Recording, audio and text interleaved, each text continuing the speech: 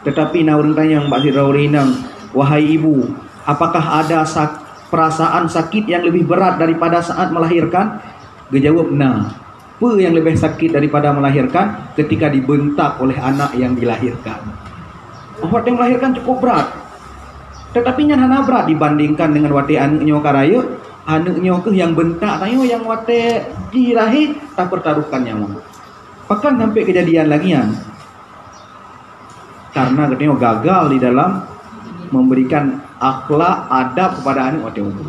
Jadi jangan hati kondisi lagian katanya langsung tak salahkan anak, karena bisa jadi kesalahan anak disebabkan oleh kegagalan katanya orang syik di dalam membina anak sejak dini.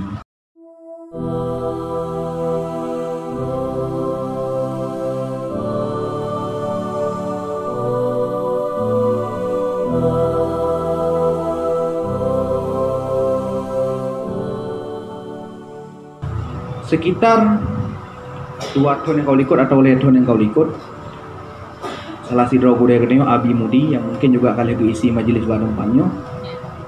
Abi pernah hadir di salah sebuah konferensi tasawuf di Malaysia yang dihadiri oleh ulama dari 26 negara, termasuk hadir bawahnya Syekh Adnan Al-Afyuni almarhum yang di Suriah, hadir bawahnya Syekh Taufik, anak daripada Syekh Ramadan Al-Muti, dan ulama-ulama besar yang hadir dalam konferensinya. Di antara hal yang disepakati dalam konferensinya, nal heboh cara urang-urang kafir, urang-urang di luar Islam ingin menghancurkan Islam. Pepele heboh caranya yang pertama tahdimul usrah, menghancurkan keluarga. Gimana cara menghancurkan keluarga? Cara menghancurkan keluarga adalah dengan menyibukkan wanita-wanita muslimah dengan kegiatan di luar rumah sehingga hanya sempat membimbing anak yang di rumah. Padahal di dalam Islam ketika sering mendengar madrasatul ula, ibu itu adalah sekolah pertama. Segala mana dah entat mbak PAUD, pendidikan anak usia dini, mbak TK, SD, anak pertama sekali ditempa dalam sekolah keluarga, dalam madrasah keluarga. Jadi urang-urang kafir cara dirusak Islam dengan disibukkan wanita-wanita dengan kegiatan di luar rumah sehingga tidak sempat membimbing anak di rumah. Jadi anak-anaknya ketitik bak pembantu, padumlah perhatian pembantu dibandingkan dengan perhatian seorang ibu. Sehingga dari ubud anak-anaknya dari segi pendidikan, adab, akhlak hanya mendapat tempaan yang maksimal dari seorang ibu. Sehingga wate karaya anaknya tak inginkan begot, bejir kebut, kasusah, pakon terlambat. Para ulama mengatakan man ahmala auladahu fis sighar dha'u fil kibar. Orang tua yang mengabaikan anak di saat kecil, dha'u fil kibar, anak itu akan hilang dari pangkuannya ketika dia sudah dewasa. Menyafira orang si hana ge peremen ane ote ubut, hana god ge pako ane ote ubut, hana god ge hirau ane ote ubut, nyan wate ane karaya anak itu dha'u sia-sia hilang dari pangkuannya. Pemana anak yang gadah beuh anak nya nawai meninggal hana kadang anaknya bisa berusia panjang. Tetapi maksudnya wate sira urang si ge sia-siakan anak ote ubut, hana gebi pendidikan agama yang mumpuni, hana ge tanom akhlak dan adab, nyuwate anaknya karaya anaknya tidak bisa memberikan kemanfaatan kepada ibunya. Nah, urang tanya Mbak Sirawarinang, karena sebagaimana kita tahu bahwa melahirkannya yang sangat berat, cukup berat melahirkannya, bertaruhkan nyawa. Tetapi urang tanya Mbak Sirawarinang, wahai ibu, apakah ada perasaan sakit yang lebih berat daripada saat melahirkan? Dia jawab, nah, apa yang lebih sakit daripada melahirkan? Ketika dibentak oleh anak yang dilahirkan. Wate yang melahirkan cukup berat, tetapi hanya berat dibandingkan dengan wate anaknya karaya, anaknya ke yang bentak tayo, yang wate dilahir tak pertaruhkan nyawa. Bahkan sampai kejadian lagi yang karena katanya gagal di dalam memberikan akhlak adab kepada anak wate umur.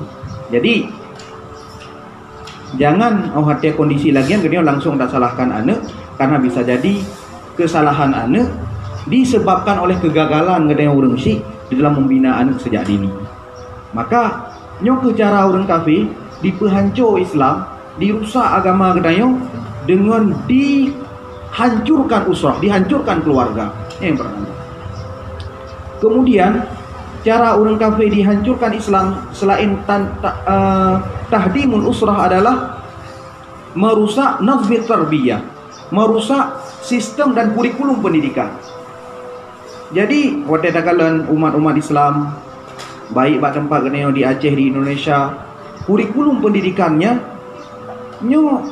kurikulum yang terkait dengan pendidikan agama bacut tak? Bacut tak? Yang pun jam pendidikan agama tenang menyebab mau sekolah jam pun 12. Wate anak mian kaget cuaca kaget pikiran kami dikuras sebab matematik dan bahasa Inggeris baru belajar agama. Pandai hukum ilmu agama. Ketika yang pertama dari segi porsi diubah cuma dalam 3 minggunya mungkin pada jam pelajaran. Yang kedua dari segi penjadwalan pun di waktu-waktu yang hanale fresh. Bahkan pelajaran agamanya wate bunga YouTube bunga 8 sampai berkurang belajar agama yang di sekolah. Kemudian menyebarkan wate ubud ditanya wate ubud masa-masa si peluk yang kau ikut kahana dirumpok belajar agama yang maksimal di rumah sekolah support dia jakbet. Tapi jenuh hana rumpok dia jakbet pakon karena di samping bunga sekolah nales dalam support. Dengan berbagai alasan untuk meningkatkan mutu, bahkan di jam paginya dimaksimalkan pendidikan. Apa yang kurang? Oh mungkin terkejar materi. Coba buat sistem yang praktis sehingga dalam jam bengahnya berhabis terkejar materi. Kenapa harus diambil waktu-waktu bagi anak-anak yang seharusnya mereka gunakan untuk belajar ilmu agama? Jadi cukup berat dari risaukan. Bengah si pula support tambah les lah. Mereka empok jakbet namanya empok jakbet les karena bengah les. Le orang cik pun kadang-kadang menyebab bet ada hana yang nak upa. Tapi menyebab si pula di samping jam jadual formal gemah habis, bak les pun gemah habis. Menya hana dipegat les di rumah sekolah, gemita les-les privat lain walaupun harus mengeluarkan biaya yang banyak. Ini menyebab bet nyok 10 ribu di peng bulat jadeh karu. Pepek gunung pepek gede pe tempuh kalau penggulan lah. Hang depannya dengan pandemi dengan Covid dan sebagainya. Tapi menyebab pendidikan umum bahkan dicari lah toh yang biaya paling mahal. Dengan branding program-program unggulan dan sebagainya. Ini perlu menjadi perhatian kepada orang isi. Bagaimana kita berikan porsi yang berimbang lah.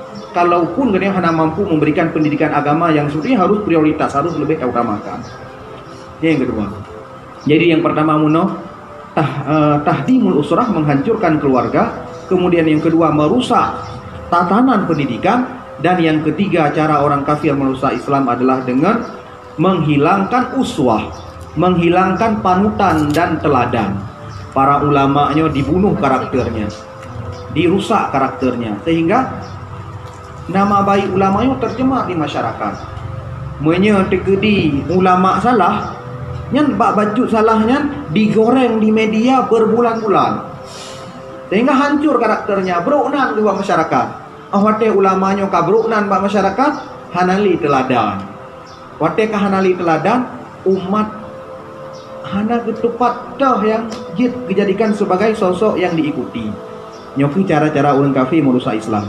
Yang pertama menghancurkan keluarga dengan menyibukkan kaum ibu dengan kegiatan di luar rumah. Kemudian yang kedua merusak kurikulum pendidikan. Dan yang ketiga menghilangkan uswah, menghilangkan teladan dan panutan dalam beragama. Nyanyian hasil daripada konferensi ulama tasawuf yang dihadiri oleh ulama dari 26 negara di Malaysia, dari Aceh dihadiri oleh Guru Abi Mudi.